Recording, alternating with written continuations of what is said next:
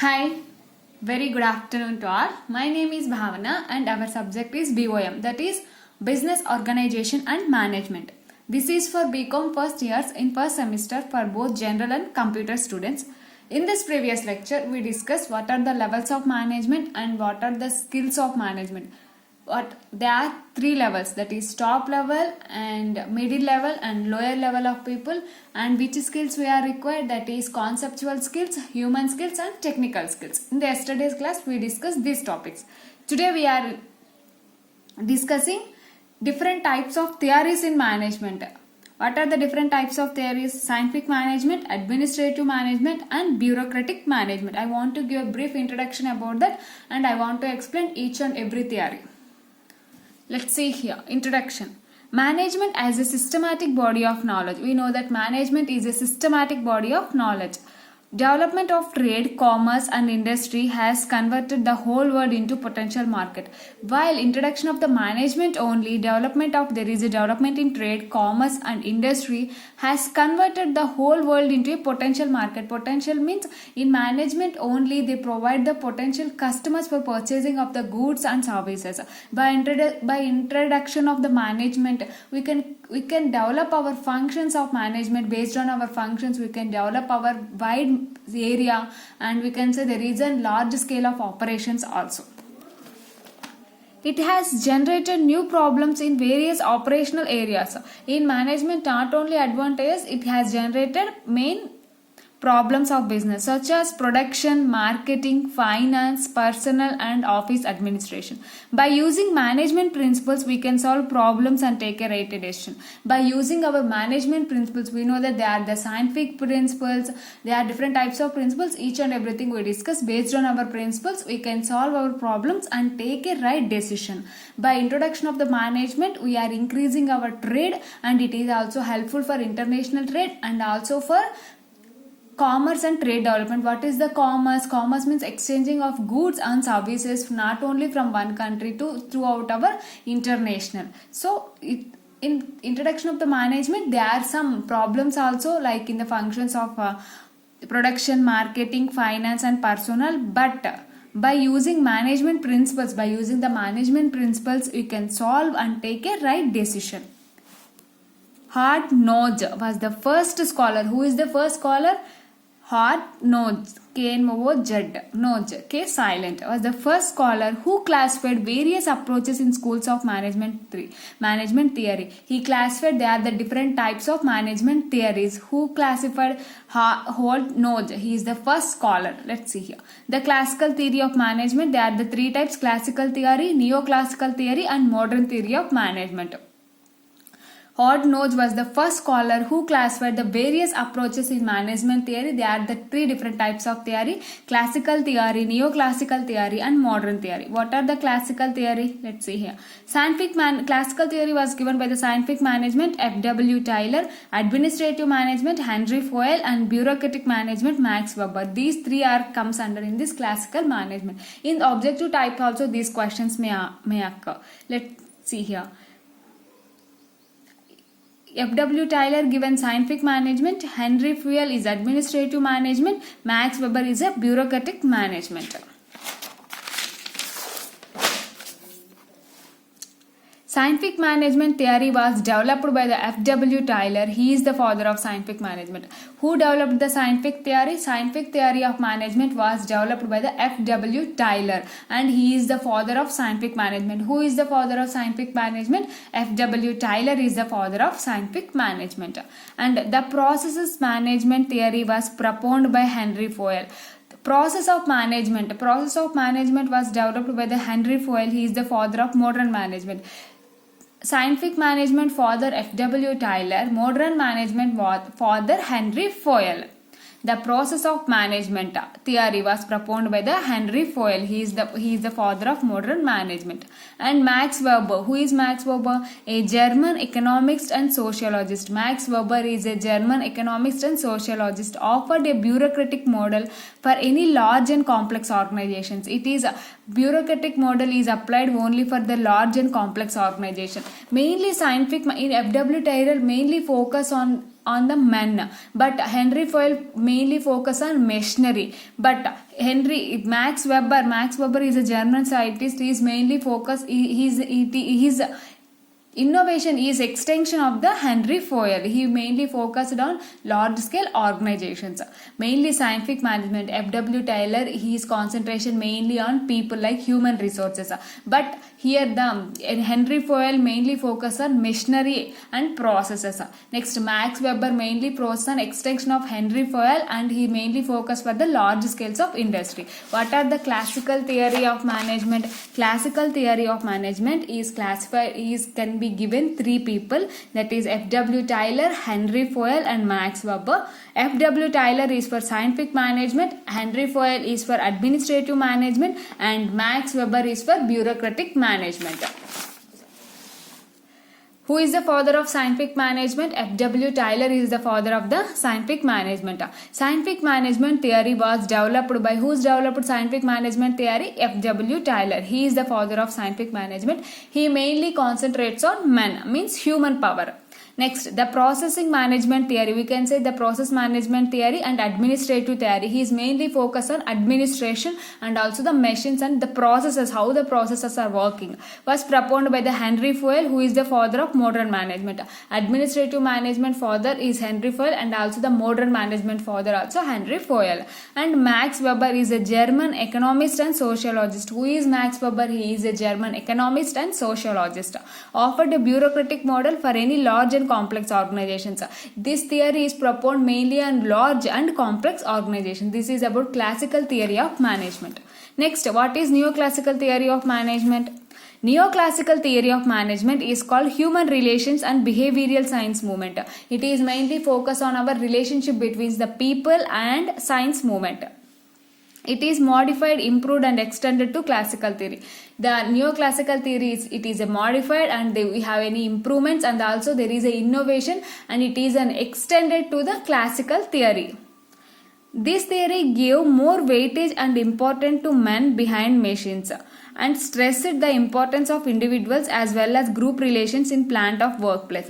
This theory is mainly focused on people only. This theory gave more weightage. It gives more weightage and importance to men. Which theory? Neoclassical theory gives more weightage and importance to the men, means human power, behind missionaries, when based on missionaries, and stressed the importance of individual. And in this theory they stressed the importance of the individual. It shows only the relationship between the humans and also behaviors of the humans. So they stressed the individuals as well as group relationships in plant of workplace. What is the neoclassical theory? Neoclassical theory of management is called human relations and behavioral science movement. This theory, it is modified, improved and extended to classical theory. This theory is modified and it can improve and extended to classical theory. The theory gave more weightage and importance to this theory gives more weightage and importance to the men behind machines and stressed the importance of, and this theory has stressed the importance of individuals as well as group of relations. It not only give individuals, it also give importance to the relations in the plant of workplace. In workplace, neoclassical theory mainly focus on relationship between the people, not only individuals, for also the groups. The human relationship approach, the management started with Hawthorne experiment. The reason Hawthorne experiment in neoclassical theory of management, at the time of neoclassical theory of management is invented, then it is applicable to Hawthorne experiment. The management gurus, we can say in this period, we can say they are management gurus. How enriched management theory giving importance to areas like they give more importance to a group dynamics. There is a dynamics, motivation, communication and leadership with an organization. In this neoclassical theory, they mainly focused on human development and behaviors. They give more importance to the men according to the mission, and they stressed about in this neoclassical theory they stressed about the men, individuals and also groups of people. In this period, we can say they are management gurus. The who gave this theory, we can say they are the management gurus. They have enriched management theory giving importance area. They give more importance areas to the dynamics, motivation, communication and leadership within an organization. The human relationship approach and behavioral science movement was popularized by Elton Mayo. Who is popularized in this Hawthorne experiment means Elton Mayo. The human relationship approach and behavioral science movement.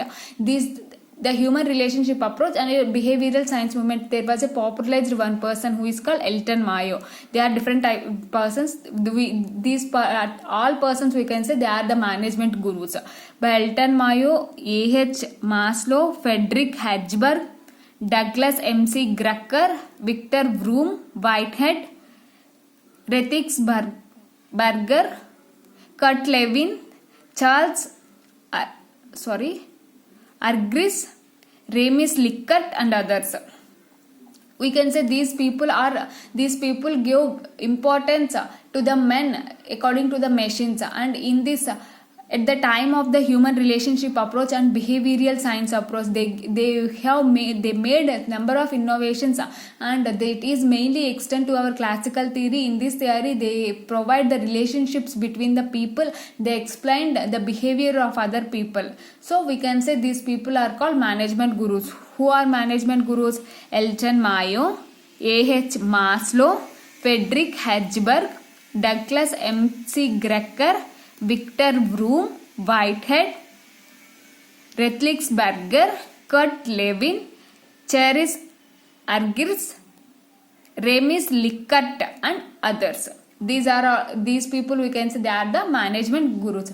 What is neoclassical management theory? Neoclassical management theory is mainly focused on human relationships and behavioral of the people, and it is an extended to the classical theory approach. It gave more importance to the behavior of the people and also relationships between the people, not only individuals but also the groups. At the time some people gave some suggestions. We can say these people are known as management gurus. Who are the management gurus? The management gurus have enriched the market theory and they give importance for some particular areas. They are group dynamics, motivation, communication and leadership within an organization. The human relationship approach and behavioral science movement. This approach and science movement was popularized by the Elton Mayo, A.H. Maslow, Friedrich Herzberg, Douglas M.C. Drucker, Victor Vroom, Whitehead, Berger, Kurt Lewin, Charles Argyris, Remus Likert and others. These people we known as management gurus. Next theory is modern theory of management. It is an extension to classical and neoclassical approach of management. Actually, neoclassical is extension to the classical, but this modern theory of management is extension to both the classical and neoclassical theory of management. They are the three stamps and they are the three stamps. They are the stumps. I don't know the word. Sorry. They are the three stems. Sorry, they are three streams. I'm really sorry. They are the three streams under the modern management theory. What is that? Qualitative approach to management or operational research, system approach to management and contingency approach to management. What is the modern theory of management? Modern theory of management, it is an extension of the classical and neoclassical theory of management. They are the three streams under the modern management theory. They are qualitative approach to management. We can say it is an operational research and systems approach to the management and contingency approach to the management.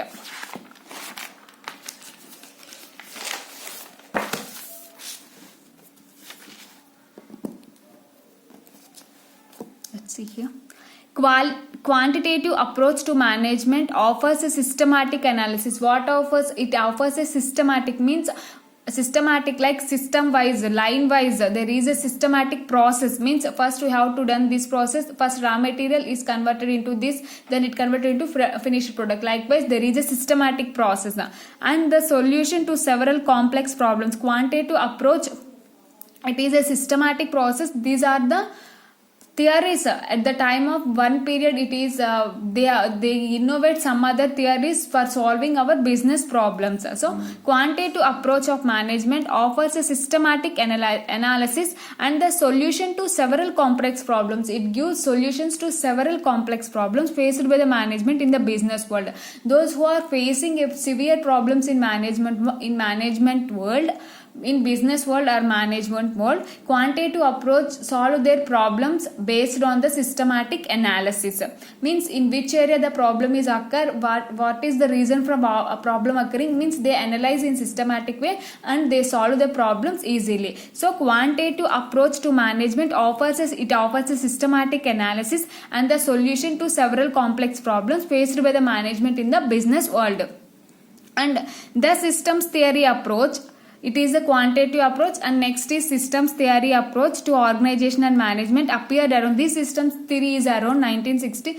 I could not find these dates because I searched in Google, but it shows different dates, that's why I am not mentioned. But in systems approach is 1960 and contingents approach is 1970. Based on change of the period, our ideas and innovations is also changed, that's why I am mentioning the dates.